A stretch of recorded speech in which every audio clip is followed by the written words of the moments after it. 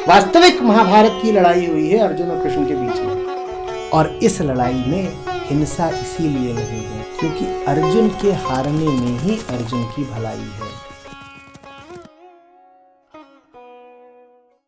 आचार्य जी प्रणाम। जो छोटा है उसकी जो निरंतर चेष्टा चाहत होती है कि वो बड़ा हो और खुद को बड़ा दिखाता है, जताता है, चाहता भी रहता है, फेक करता है, tries to fake it until he makes it. तो ये जो फेकिंग चल रही है इसके पीछे क्या मनोविज्ञान है? इसके पीछे मनोविज्ञान नहीं, मूर्खता है। छोटे से बड़ा नहीं हुआ जा सकता, छोटे से बड़ा नहीं हुआ जा सकता। छुटपन का त्याग हो सकता है, और ये दो बहुत भिन्न दिशाएं हैं। हमारा छोटू चाहता है बड़े बड़े जूतों में पांव डाल देना, हमारा छोटू चाहता है डबल एक्सेल की कमीज पहन लेना। क्या होगा? बस छुटपन का त्याग एक आंतरिक घटना होती है। छोटे से बड़े होने की चाहत बिल्कुल वैसे ही होती है जैसे बर्फ का गोला पहाड़ से ढुलकता है, स्नो बॉलिंग जिसको बोलते हो। बर्फ की गेंद चलती है थोड़ी ऊंचाई से, और ढलान पर और बर्फ से गुजरती है तो उसका आकार बढ़ता जाता है। मूल रूप से कुछ बदला? यदि एक कण छोटा था हिम का, तो हिम की बड़ी गेंद भी क्या है? बहुत बड़ी मान ले उसको, दिखने में बड़ी है, उसके मूल में तो वही बर्फ का छोटा सा अणु बैठा हुआ है ना। हम जिसको भी कहते हैं तरक्की, प्रगति, उन्नति, आगे बढ़ना, विशाल हो जाना, वो सब ऐसा ही होता है। तुम मूल रूप से बदल जाते हो क्या बड़े आदमी बन करके? जब तुम कह रहे हो आदमी कोई बड़ा होना चाहता है, तो जो बड़ा आदमी हो गया वो मूल रूप से बदल गया क्या? दोनों ओर से, दोनों तरीके से देख लो बड़े होने को। शारीरिक रूप से बड़े होने को, उम्र बढ़ गई, 5 साल से 50 साल के हो गए। आर्थिक रूप से बड़े हो गए, बैंक बैलेंस बड़ा हो गया। सामाजिक रूप से बड़े हो गए, प्रसिद्धि आ गई। यही सब होता है बड़ा होना। एक आध और इसमें कुछ जोड़ सकते हो। मूल रूप से कुछ बदला। 5 साल का जो बच्चा था, 50 साल का जो वयस्क है, उनकी मूल वृत्तियां क्या बहुत भिन्न है। बच्चे को खिलौना लाने में भी ले गया था, एक एक खिलौना बड़ों के ही उपकरणों का लघु रूप है।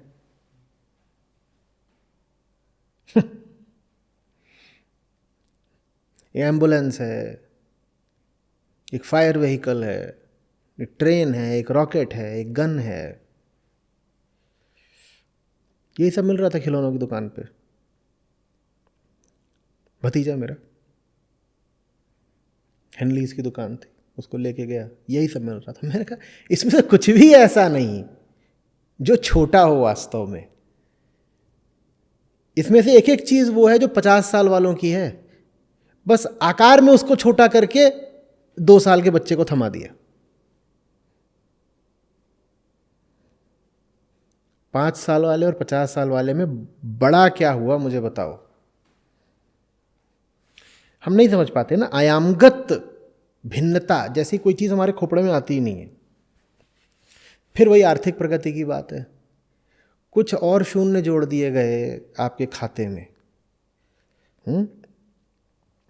उससे वास्तव में कुछ बदल जाता है क्या? और मैं कोई शायरी वगैरह नहीं कर रहा हूँ, मैं पैसे का महत्व तो भली भांति जानता हूँ, पर मैं आपसे पूछ रहा हूँ, आप जब 20-22 साल के थे तो एक संख्या होती थी जो आपको किंचित संतुष्ट कर जाती थी,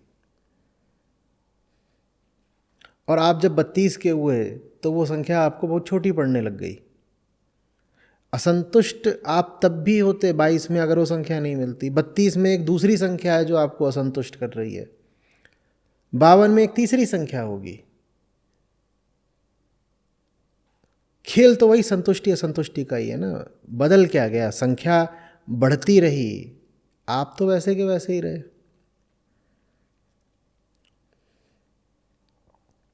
ये लगभग वैसी सी बात है कि कोई रुपयों को पैसे में अभिव्यक्त करे और बोले मैं बड़ा हो गया। अभी आपके पास कितना था? 10। अब 1000 पति हो गए,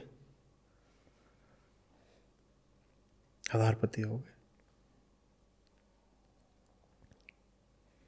एक था, वो बोलता था मुझे जापान जाना बहुत पसंद है और अमेरिका जाना एकदम अच्छा नहीं लगता। तो क्यों? तो जापान जाते तुरंत मैं करोड़पति हो जाता हूँ।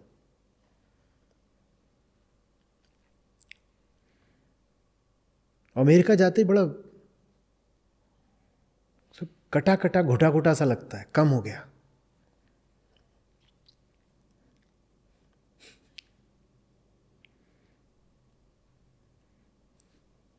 समझ में आ रही है बात कुछ? आप बड़े नहीं हो सकते, छोटे को ही बड़ा होना होता है। बड़े होने की इच्छा के मूल में ही छुटपन का सत्यापन है। मुझे बड़ा होना है क्योंकि मैं छोटा हूं। अरे बाबा, यहीं से शुरू कर रहे हो तो बड़े कैसे हो जाओगे? तुमने पहली चीज क्या मान ली? मैं छोटा हूं। अब ये मान लिया मैं छोटा हूं, इसके बाद तुम कह रहे हो मैं छोटा हूं इसलिए मुझे बड़ा होना है, मैं छोटा हूं इसलिए बड़ा होना है, छोटा हूं बड़ा होना है। तुम कितने ही बड़े हो जाओ, पहली चीज क्या मान रखी है? मैं तो छोटा हूं। यहीं फंस जाता है सारा मामला। अध्यात्म बड़े होने का नाम नहीं। अध्यात्म कहता है पहले तो तुम पूछो कि जो तुम अपने आप को माने बैठे हो वो कितना ठीक है। हम तो साफ सवाल करेंगे, आप जो अपने आप को माने बैठे हो कितना ठीक है? और आप जो भी अपने आप को माने बैठे हैं वो सब आपके छुटपन के ही नाम है। आप अपने आप को कुछ भी माने बैठे हो, अपनी नज़र में आप थोड़े बड़े भी हों, पर आप जितने बड़े भी हैं अपनी दृष्टि में वो भी चीज़ बहुत छोटी है। तो जो भी व्यक्ति अपने आप को जो कुछ भी मानता है बहुत छोटा ही मानता है। इसीलिए तो बार बार ऋषि तुमसे पूछते हैं क्या तुम वास्तव में वही हो जो तुम्हें लगता है तुम हो? और क्या सवाल है बार बार? तुम अपने आप को बहुत छोटी चीज मानते हो। जो ये भी कहते हैं हम बहुत बड़े हैं, वो वास्तव में मान यही रहे हैं कि बहुत छोटे हैं। क्योंकि तुम जितने बड़प्पन की कल्पना कर सकते हो अपने लिए, खतरनाक बात आ रही है अब, तुम उससे भी ज्यादा बड़े हो। लेकिन जैसे ही मैं ये बात बोलूँगा ये आपको खतरा है कि गलत दिशा में धकेल देगी। आप फिर बड़े होने की दिशा में सोचने लगेंगे। बड़े होने की बात नहीं है, छोटे न रहने की बात है। अब मैं कैसे समझाऊं कि दोनों में कितना अंतर है? कुछ समझ में आ रहा है? बड़े होने की बात नहीं है, छोटे न रहने की बात है। और बड़े होने की कोशिश कर करके तुम अपने छुटपन से आज़ाद नहीं हो पाओगे। ये व्यर्थ कोशिश है। कारण समझ गए हो ना? बड़ा वही होना चाहता है जो अपने आप को पक्का पक्का छोटा मानता है। जो इतना छोटा है वो कितना भी बड़ा हो जाए, छोटा तो वो रह ही गया। ये है बात। इसीलिए देखो ना शब्द कैसे इस्तेमाल होते हैं। शब्द इस्तेमाल होते हैं अहिंसा, अद्वैत। अच्छा हो कि हम विशाल भी ना बोलें, हम बोलें अलघु। अलघु, छोटा नहीं। यही तो नीति नीति की खूबसूरती। सदा नकार में बात करो।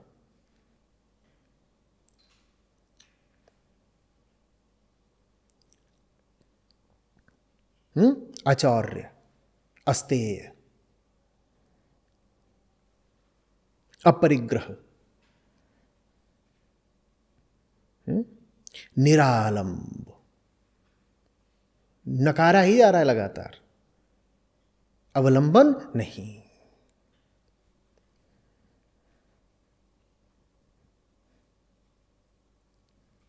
कुछ आ रही है समझ में बात? निर्मलता, निर्दोषता, निष्कपटता, ये जितनी मैंने बातें बोली इन सब में क्या साझा? नकार। इसी तरीके से अलघुता, बड़ा नहीं बस छोटा नहीं।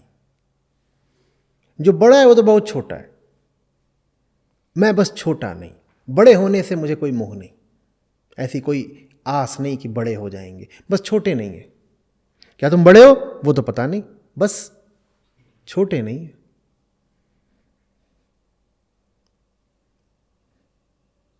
लेकिन बस यूं बोल नहीं देना है कि छोटे नहीं है। अगर छोटे हो तो पहले मानना पड़ेगा हाँ छोटे हैं, पर छोटा रहना नहीं है। खाली ज़बानी कारीगरी से काम नहीं चलता कि मुंह से बोल दिया हम छोटे नहीं हैं, ऐसा थोड़ी होता है।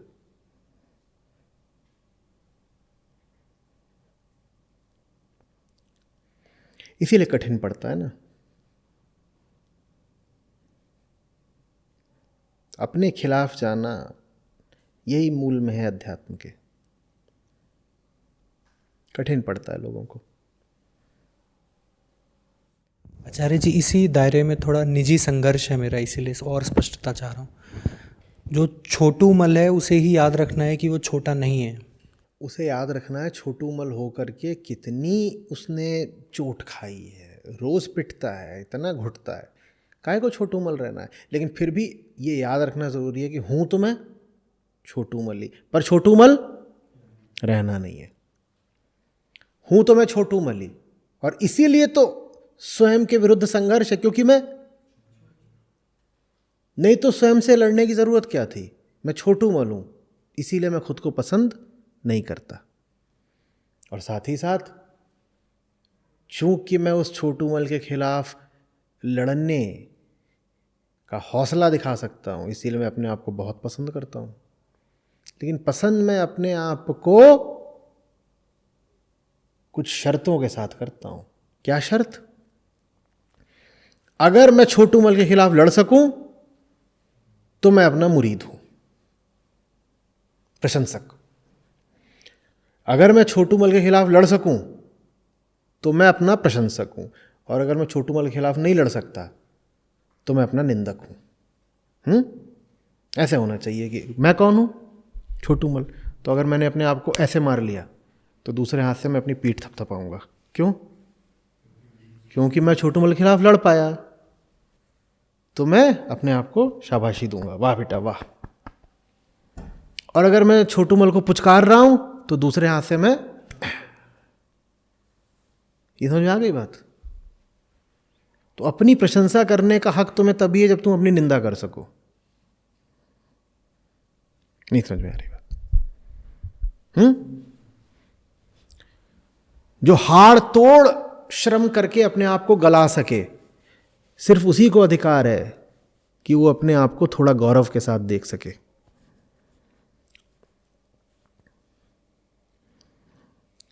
अपना निंदक होना आवश्यक है, अपना प्रशंसक होना शर्तों के साथ आता है। निंदक होने में कोई शर्त नहीं, वो चीज तो बेशर्त है, क्योंकि निंदा के लायक तो हम हैं ही हैं। तो निंदा तो हम कभी भी कर सकते हैं अपनी। हाँ बोलो, अभी करनी अभी कर देंगे, हम चीज ही ऐसी है। जब बोलो तब तैयार हैं अपने दुर्गुण देखने के लिए। सारे गुण ही हमारे दुर्गुण हैं। तो निंदक तो हम अपने निरंतर हैं। हाँ, जब कभी हम इस निंदनीय चीज की निंदा ईमानदारी से कर पाए, इसको टक्कर दे पाए, इसको थोड़ा हिला गिरा मिटा पाए, तब उस दिन हम अपने आप को ये भी कर देते हैं, अच्छा किया।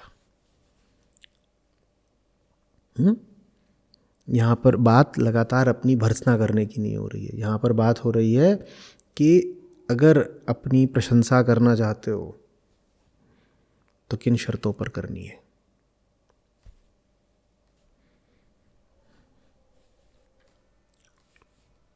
समझ में आ रही है बात? मैं चाहता हूं हम सब इस लायक बने कि अपनी प्रशंसा कर सकें, पर वो चीज़ हल्की नहीं है, आसान नहीं है। कुछ नहीं रखा है व्यर्थ की विनम्रता में, कि तुम सदा यही बोलते रहो कि मैं तो निकृष्ट हूं, अधम हूं, पापी हूं। नहीं, कोई आवश्यकता नहीं है। एक पल आ सकता है जब आप हुंकार करके बोलो, अनल हक हूं मैं, असली सच्चा हूं मैं, अहम ब्रह्मास्मि, उसके लायक बनो। और लायक बना जा सकता है। लायक नहीं बना जा सकता तो ऋषि इतनी मेहनत नहीं कर रहे होते। और वो बात भी देखो एक पल की होगी। आज मैंने कुछ ऐसा करा है कि आज अपनी तारीफ कर लूंगा, कल मैं क्या करूंगा मैं नहीं जानता, क्योंकि माया तो जिंदा है। कौन जिंदा है? जो सांस ले रहा है वो जिंदा है ना, उसी का नाम क्या है? माया। तो जिंदा है। कल का भरोसा नहीं, पर आज मैंने ये बच्चू छोटूमल को अच्छी टक्कर दी है। बहुत कह रहा था नींद आती है नींद आती है, ऐसी टक्कर दी मैंने इसको। 4 घंटे अतिरिक्त जगा के रखा, बार बार बोल रहा था भूख लग रही भूख लग रही, बढ़िया टक्कर दी इसको मैंने। 6 घंटे और कुछ खाने नहीं दिया, एकदम फिसला जा रहा था, बेईमानी करनी है आज। पकड़ लिया मैंने पीछे से, धर दबोचा बच्चू को, कहीं नहीं बेईमानी करनी। बहुत छटपटाया, लड़ने भिड़ने को तैयार था। मैं छोड़ूंगा नहीं, नहीं करने दूंगा बेईमानी। जिस दिन ऐसा करो उस दिन कहना आज ठीक है, शाबाश। मेरी बात। और जिस दिन बच्चू मल जीत गया, कहना आज तो गड़बड़ हो गया, आज तो हमने अपना नाम ही सार्थक कर दिया, आज तो हम सही में बच्चू मल ही निकले। दुनिया यूं ही हमें गलत नाम से नहीं बुलाती, लोग हमें बोलते हैं बच्चू मल, सही ही बोलते हैं। आज तो हमने साबित ही कर दिया कि हम बच्चू मल ही हैं।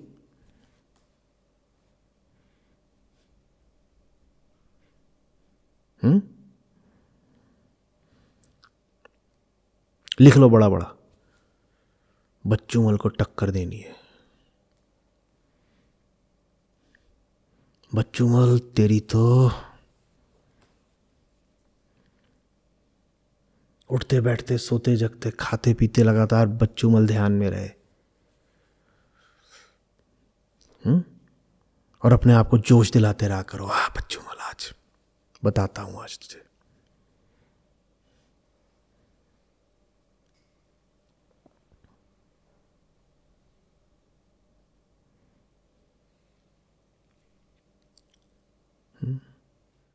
आचार्य जी, गुरु को हमारी निंदा इसीलिए करनी पड़ती है क्योंकि हमारी जो एग्जिस्टेंशियल ड्यूटी है कि हम बच्चूमल की निंदा खुद करें, वो हम नहीं करते हैं, इसीलिए उनको करनी पड़ती है। वो निंदा नहीं है, वो यथार्थ है। तुमको निंदा लगती है क्योंकि तुम अपने आप को पता नहीं क्या मानते हो। गुरु तो बच्चूमल को बच्चूमल बोल देता है, पर बच्चूमल का नाम कुछ अनाड़ियों ने क्या रख दिया है?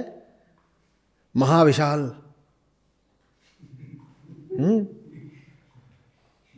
आकाशानंद। तो उनको जब बोल दो बच्चूमल, हमने तो सिर्फ हकीकत बयान करी थी, बच्चूमल को चोट लग गई।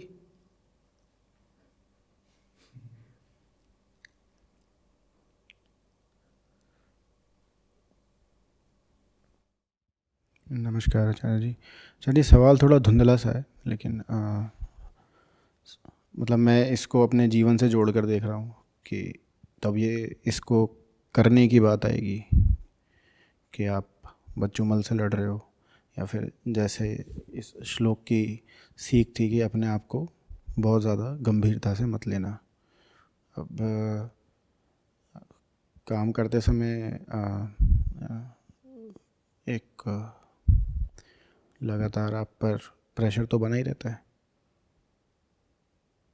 तो उसको झेल सकें उसके लिए उस जो आपके सामने जो स्थिति है उसको तो सीरियसली लेना पड़ता है। तो जो लेने वाला है तो उसको स्थिति को सीरियसली ले रहा है, उसको गंभीरता से अपने सामने रख रहा है, तो वो क्या गलती कर रहा है उसको गंभीरता से लेके? क्योंकि गंभीरता से खुद को नहीं लेगा तो स्थिति को क्यों लेगा? गंभीरता से उस स्थिति के प्रति जो स्वयं में विरोध है उसको लेना है। बच्चू मल हल्की चीज़ नहीं है ना, उसको हराना है तो उसे गंभीरता से तो लेना ही पड़ेगा। कोई भी स्थिति थोड़े ही गड़बड़ होती है भाई, कोई भी स्थिति बड़ी भयानक विशाल या गंभीर नहीं होती। गंभीर होती है उस स्थिति के आगे बच्चू मल की विवशता, स्थिति थोड़ी गड़बड़ होती है। 5 किलो का वजन उठाना है, तुम्हारे लिए गंभीर स्थिति है? नहीं है। 3 साल का बच्चा है उसके लिए तो वजन गंभीर था, या बच्चू मल का छुटपन गंभीर है? गंभीरता से किसको लेना है, वजन को या बच्चू मल का जो गहन विश्वास है अपनी अक्षमता में उसको? क्योंकि बच्चू मल ही है वो 3 साल वाले, उनको कोई काम आ जाए सामने तो अरे बड़ी गंभीर भयानक स्थिति आ गई, हमसे तो होगा ही नहीं, वो स्थिति को भयानक बोल देते हैं। जबकि बात यह है कि स्थिति होती सब 5 ही किलो की है, लेकिन तुम अपने आप को माने बैठे हो छोटू सा, छोटू मल हूँ ना मैं, 3 साल का छोटू मल हूँ, तो 5 किलो वजन देख के भी मैं कह देता हूँ अरे बाप रे बाप क्या आफत आ गई। तो गंभीरता से तो लेना है, किसको लेना है, 5 किलो के वजन को या लगातार गंभीरता से लेना है बच्चू मल को? बच्चू मल जहाँ आफत नहीं है वहाँ आफत खड़ी कर देते हैं, और जो सबसे बड़ी आफत है वो उनको दिखाई नहीं देती। कौन है सबसे बड़ी आफत? बच्चू मल स्वयं। वो उनको समझ में नहीं आती बात, वो लगातार बाहरी हालात का रोना रोते रहते हैं। 5 किलो का वजन आ गया, हम क्या कर सकते थे, आप बताइए? नहीं आप बताइए ना, इतनी जबरदस्त भयानक स्थिति थी बाहर, कोई क्या कर सकता है, आप बताइए? किसको गंभीरता से लें, 5 किलो के वजन को या बच्चू मल की जो ये कृत्रिम लघुता है इसको?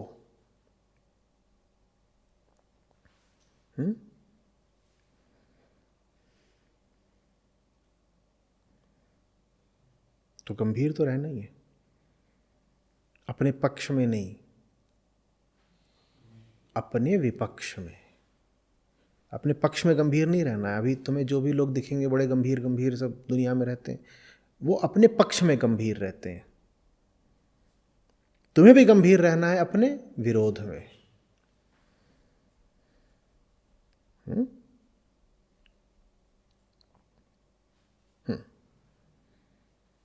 बस इसके ऊपर ही एक छोटा सा और सवाल था कि जिस यंत्र को हम इस्तेमाल कर रहे हैं, जिससे हम अपने ही छुटपन से लड़ने की कोशिश कर रहे हैं, हमारा अपना मन, उसी का इस्तेमाल हमारा अपना मन भी कर रहा है अपने छुटपन को बचाने के लिए। तो जहाँ तक विवेक की बात है कि आप इस विवेक के साथ आगे बढ़ सकें कि आप समझ पाएँ कि अभी फ़िलहाल जो आवाज़ आप सुन रहे हो, जो आपके मन में चल रहा है, वो बच्चू मल से निकल रहा है, या फिर मतलब ये विवेक की जो शक्ति है कि आप देख पाओ कि ये छुटपन से निकल रहा है आपकी, ये इससे बचा जा सकता है। ये और एक बात है तथ्य कि आप, ठीक है, आप ये कह रहा हूँ कि बच्चे के लिए 5 किलो है, 5 किलो का वज़न असल में आपकी जो ताकत है उस आप संभाल सकते हो, लेकिन अगर तथ्यवश सामने 100 किलो रखा हुआ है तो तथ्य को नकारना भी तो एक तरीके से नासमझी हो जाएगी। तो ऐसा कैसे कर सकते हैं कि तथ्य भी देखते रहें और फिर बच्चू मल से भी बचे रहें? बच्चू मल का काम होता है लगातार ये कहना कि मैं बच्चू हूँ, ताकि उसे वज़न उठाना ना पड़े। वज़न यदि इस लायक है कि उठाना ही है तो आप तरीका खोजोगे वज़न उठाने का, न कि अपनी अक्षमता की सुरक्षा करने का। बहुत दो अलग अलग बातें हैं। एक बात यह है कि सामने किसी ने 100 किलो ला के रख दिया, अपने साथ मेरा अनुभव ये रहा है कि मैंने आज तक 50 से ऊपर उठाया नहीं है, ठीक है। अब एक बात ये होती है कि मैं तो छोटा हूँ, मैं बच्चों हूँ, मैं 50 से ऊपर कभी उठाया नहीं है, 100 आ गया है, पता नहीं कौन से ऐसे जालिम लोग हैं, घोर अन्याय कर दिया, सामने 100 किलो वज़न रख दिया, इस पूरी बात में मैं कहीं नहीं आता, इस पूरी बात में उन लोगों की दुष्टता आती है जो 100 किलो वजन रख गए हैं। मैं तो बच्चू मली हूँ और 50 का मेरा अनुभव है, 50 उठाता हूँ मैं, यही तो मेरी, और मैं तथ्य की बात कर रहा हूँ 100 किलो है। तुम तथ्य की बात थोड़ी कर रहे हो, तुम पूरे तरह से आत्म केंद्रित बात कर रहे हो। तुम कह रहे हो 100 किलो मेरे लिए बहुत ज़्यादा है। ये तथ्य कहाँ है? तथ्य का तो बहाना है। 100 किलो मेरे लिए बहुत ज़्यादा। मेरे लिए क्यों बहुत ज़्यादा है? क्योंकि मैं तो वही हूँ ना जो आज तक 50 ही उठाता था। क्या तुम वास्तव में वही हो? वेदांत यही तो पूछता है। और तुम्हें क्या सुख मिल रहा है वही रह करके जो 50 ही उठाता था? क्या सुख मिल रहा है? पर आचार्य जी बहुत मुश्किल है अचानक 50 से 100 में चले जाना। तरीका खोजना, खोजने की शुरुआत करना, ये भी बहुत मुश्किल है। कम से कम रवैया ये रखना कि अपनी अक्षमता को चुनौती देनी है, ये भी बहुत मुश्किल है।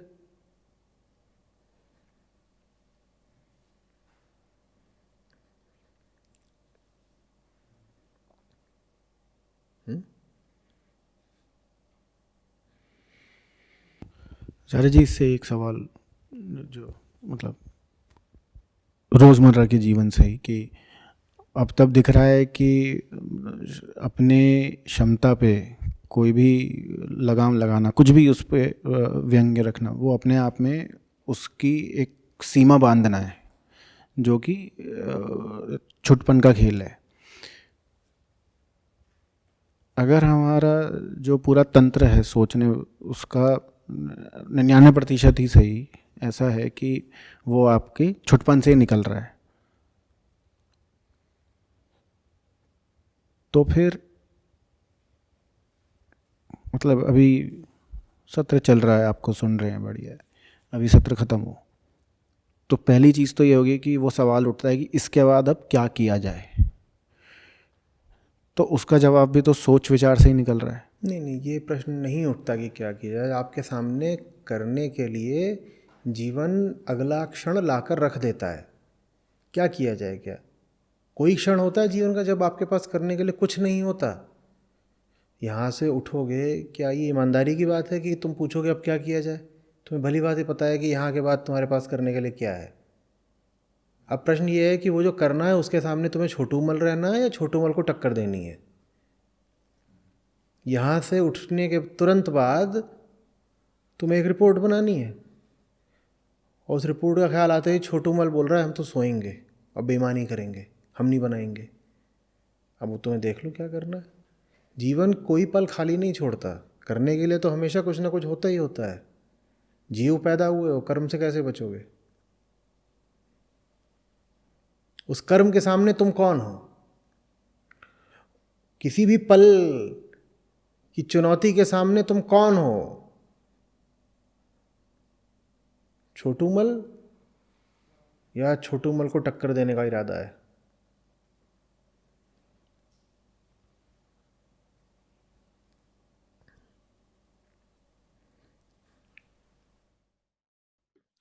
नमस्कार आचार्य जी।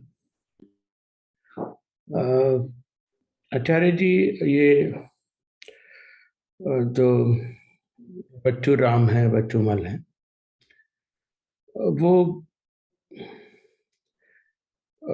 यानी एक तो डिस्टिंग्विश करना कभी कभी डिफिकल्ट हो जाता है, बहुत बार डिफिकल्ट हो जाता है, कभी कभी नहीं, कि बच्चू राम जी बहुत, जैसे कि बैल बजी, अब बैल बजने में ही बच्चू राम में एक स्ट्रिंग, एक थॉट प्रोसेस पैदा हो जाता है, कौन होगा। आई मीन एक छोटी सी चीज है, पहले तो उस चीज का पता ही नहीं था, पर अभी कभी कभी पता लगता है। तो एक तो बच्चू राम, और फिर बच्चू राम को फिर ये होता है कि उस जो विचार उत्पन्न हुआ, वो तो पहले तो ये भी एक क्वेश्चन ये भी है इसमें क्लेरिफिकेशन, जो हम प्राण, इंद्रिय और अंतःकरण इसमें बोल रहे हैं श्लोक में, वो उन तीनों का कलेक्टिव एसेंस बच्चू राम है। हमें इन तीनों को मिला के ही बच्चू राम की पर्सनैलिटी बन रही है। उसकी ओर इशारा करने के लिए तीनों का सहारा लिया गया है। जी। तो ये जैसे कि अभी मेरे ख्याल से कोई आपके यहाँ से बोल भी रहा था कि बच्चू राम की आवाज और जो अपनी आवाज है जो उसको बहुत बार डिस्टिंग्विश नहीं कर पाते हैं इन बिटवीन। फिर एक ये भी आपकी उसमें मिलता है कि उसको आपको मारना नहीं है, जैसे आप आज भी बोल रहे थे। यानी उससे आपको लड़ना नहीं है कि नहीं तो वो भी एक विचार है। तो उसको रिएक्शन नहीं करना है और लड़ना भी है। वो थोड़ा-सा कन्फ्यूज़न हो रहा है सर वहाँ पर। देखिए ऐसे समझिए, हम ज्ञान के अनुग्रह से इतना तो जानते ही हैं ना कि बच्चूमल की वृत्तियाँ क्या क्या हैं, उसके लक्षण क्या क्या हैं, ये सब इतना तो पता ही है। तो बहुत मुश्किल तो नहीं होना चाहिए ना पकड़ने में कि बच्चूमल की आवाज़ है ये जो उठ रही है अभी भीतर से। आवाज़ काँप रही है, आवाज़ में भय है, आवाज़ लालच में पगी हुई है बिल्कुल। कितना मुश्किल है ये जानना कि ये कहाँ से आ रही है। और जब जानना मुश्किल हो और हम पहले ही स्वीकार रहे हैं कि आपने जैसे कहा डिस्टिंग्विश करना मुश्किल है, तो फिर तो सीधा सा नियम है कि सावधान रहो और जो भी आवाज़ उठ रही है ज़रा उसकी छानबीन करते चलो।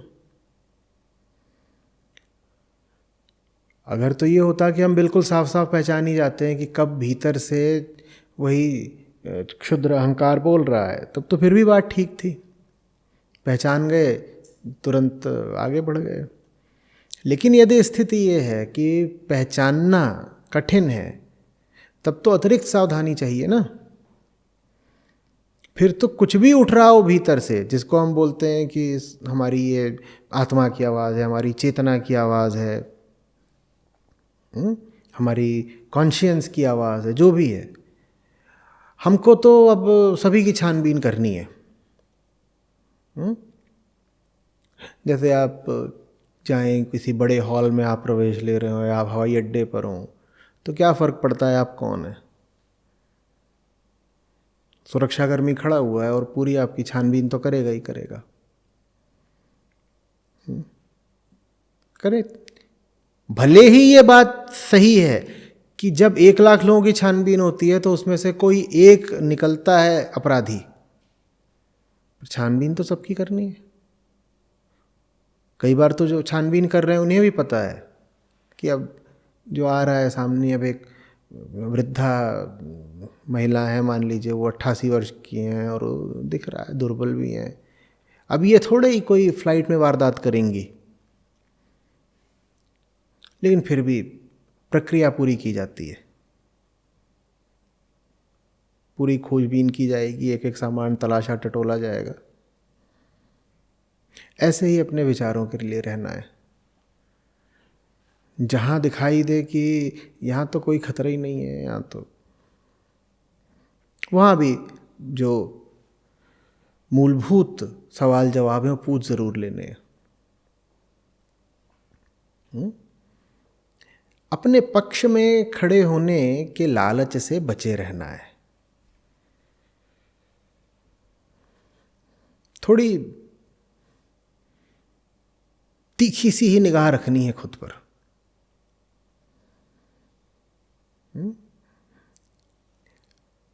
उन आवाज़ों पर भी नहीं जो भीतर से उठती हैं, उन उत्तरों पर ही नहीं जो भीतर से उठते हैं, उन प्रश्नों पर भी जिन्हें हम महत्वपूर्ण समझते हैं।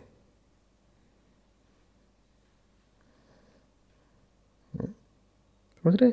इतना सावधान होने के बाद भी भूल होती रहेंगी, पर कुछ कम होंगी, उत्तरोत्तर प्रगति होगी। पहले जैसे थे उससे थोड़े बेहतर होते जाएंगे, है ना। कोई ये शर्तिया फार्मूला इत्यादि नहीं है, लेकिन जांचने से कुछ लाभ तो होता ही है ना। उसी को आत्म जिज्ञासा कहते हैं। सेल्फ इंक्वायरी यही है। पूछते चलो, परखते चलो। अब बात यह है कि जो पूछने वाला है वो स्वयं भी पूर्णतया निर्दोष तो है नहीं, है तो वो भी मन ही, तो गच्चा खाएगा। और जिसकी जांच पड़ताल करनी है वो भी बहुत शातिर है, बच्चू मल हल्का आदमी नहीं, तो कुछ ना कुछ दांव खेलेगा। तो बहुत बार ऐसा होगा कि कितनी भी आत्मजिज्ञासा करो फिर भी चूक हो जाएगी। हमें नहीं पता चलेगा कि हमें जो भावना उठ रही थी वो किस केंद्र से उठ रही थी। ऐसा होगा, हमने सोचना चाहा कि अभी मान लीजिए किसी तरफ को जाने का मन कर रहा है, कोई व्यक्ति अच्छा लग रहा है, कोई व्यक्ति बुरा लग रहा है, किसी स्थिति के प्रति राग उठ रहा है। हमने जिज्ञासा करी भी कि ये सब क्या है, किस केंद्र से आ रहा है। कुछ उत्तर आ गया, बाद में पता चला कि नहीं, झांसा था, फंस गए। कोई बात नहीं, आप जिज्ञासा फिर भी करते रहिए, करते रहिए, क्योंकि हम क्या करें, हम विवश हैं, कोई उपाय और है नहीं हमारे पास। ऐसी ही मानवीय स्थिति सबकी, पूछने के अलावा कोई उपाय नहीं। लेकिन जो लोग इस प्रक्रिया पर गंभीरता के साथ, सत्यनिष्ठा के साथ रहते हैं, धीरे धीरे उनकी दृष्टि पैनी होती जाती है। फिर झूठ के लिए मुश्किल होता जाता है उनके सामने से बच निकलना। वो पकड़ लेते हैं, जल्दी पकड़ लेते हैं, पकड़ने की संभावना बढ़ती जाती है। सर, उस झूठ को सपोज जैसे बहुत बार अपनी समझ से सर पकड़ लेते हैं, या उसकी चीज की, उस थॉट प्रोसेस का, तो वो भी तो एक पकड़ना भी तो एक अपने आप में ही एक थॉट प्रोसेस से हुआ। बिल्कुल हुआ, लेकिन आपके पास और कोई विकल्प नहीं है ना। और ये सिद्धांत किसने बता दिया कि इस माया जाल से निकलने के लिए माया जाल से बाहर का कोई उपकरण मिलेगा आपको? मन से बाहर निकलने के लिए मन ही एकमात्र सहारा है। उपनिषद बोलते हैं ना, मन एव मनुष्याणाम कारणम बंध मोक्षयो। ठीक वैसे जैसे मन आपके बंधन का कारण है, मन ही आपके मोक्ष का कारण बनेगा। जंगल से बाहर जाने के लिए भी जंगल के बीच से ही गुजरना पड़ेगा, जंगल की ही धरती पर गुजरना पड़ेगा, जंगल के ही पेड़ों का सहारा लेकर जिंदा रहना पड़ेगा उस दिन तक जिस दिन तक जंगल से बाहर ना निकल जाओ।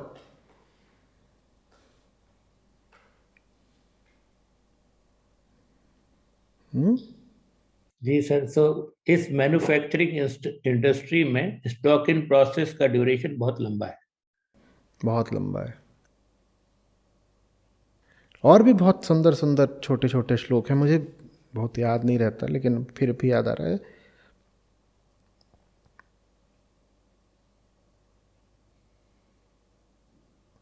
एक श्लोक है जिसका भाव ये है कि मन से मन को आलोकित करो। उपनिषदों का ही है, मन से मन को आलोकित करो। कितनी सुंदर बात है, देखिए। कोई नहीं आने वाला सहारा देने के लिए, मन की दुष्टाई को मन से ही पकड़ना है, मन के अंधेरे पर मन का ही प्रकाश डालना है।